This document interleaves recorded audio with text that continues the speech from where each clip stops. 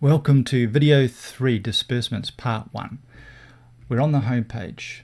And don't forget, if you ever get lost, go to your black navigation bar. That's your business navigation bar, and it'll take you back to the start of each section.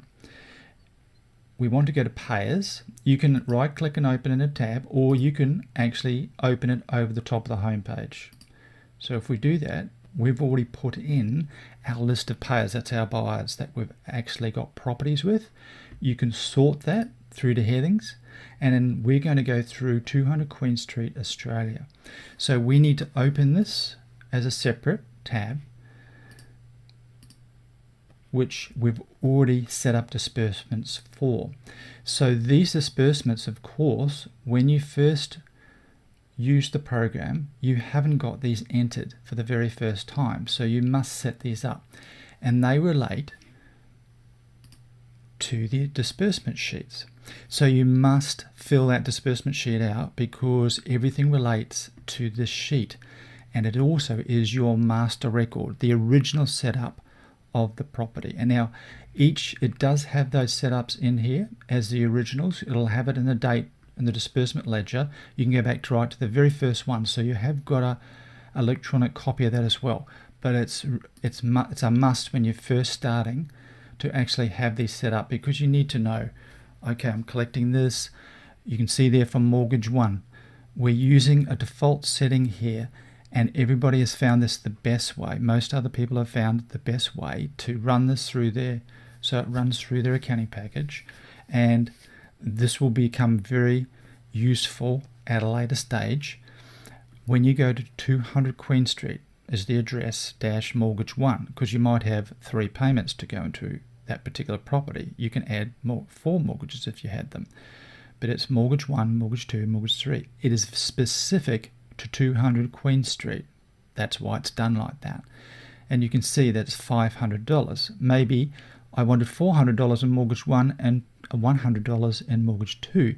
Then you'd fill the information out so that it was correct, so that where the money's going to. So the majority of their money you're picking up is a mortgage payment.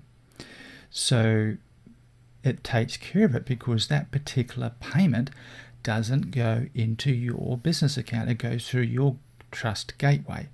Therefore, it's not received by your business for a start. You can see there JV partner, 200 Queen Street, JV partner's last name. Put your partner's last name in there and then add those details. If they were picking up $75 a week, well, then you'd put that in there with their details and disperse it to them. Therefore, that money does not go to your business account. It goes directly to the joint venture partner. These items here are default settings in bold. That's utilities, cash flow, bookkeeper. Same thing. Pick what you want, use what you want, add what you want. But these are not specific. These are actually physically available to every property. And another really good one, which you'll find you will use as well in most cases, is an option fee or a deposit payment. It's the same thing. So 200 Queen Street - option fee. I've made this specific to that property.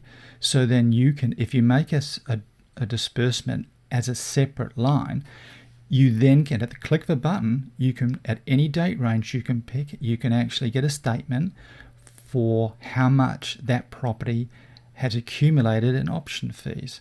And that also goes to one account, one business account. So you don't have all these different accounts, you just have one account.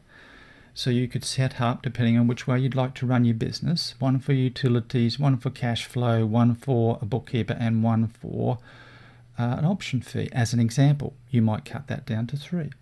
You might cut that down to 2. But I think you'll find the deposit payments and how that will flow, and because of the very minimal cost for this, to separate them, for your bookkeeper to log on, or whoever that might be, to log on in their separate log on facility with restricted access, so they can't actually change anything. They can just print out the statements. Then they can actually then enter it into your accounting software.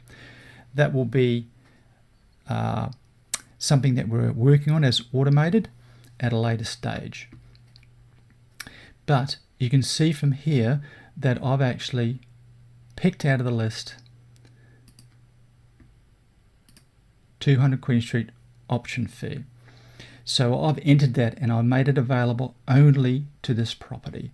So if we just, and that's the list you see as you add them in, I've got a deposit builder, I've got a number of, and you notice that the utilities is not there, or the cash flow is not there because it's being used. If it's in use, it doesn't come up in the list. So I can add a deposit builder, or I can add an option fee, or I can add another mortgage payment to that if I had two of them in there. So because I've used them, they're not in the list. So if we go back to our instruction sheet, and it's most important, don't start this until you have the instruction sheet filled out. That's what it's for. You won't get it done. You won't be able to complete it unless you do that first. You know how much you're picking up, and you know where the money has to go to, and it systemizes everything for you. You can then, because of when I've set this up, you actually physically will automatically put 200 Queen option fee. You only have 16 characters in this particular field. The others are fairly long, so it doesn't matter. And if I was, example, going to change this here, and I was going $400 into the mortgage and 100 option fee, that's how you'd put $100 in there, add disbursement, and that's what would happen. So if we did that right now, and we actually removed 400, and we put, 500, and we put in 200 Queen Street mortgage 1,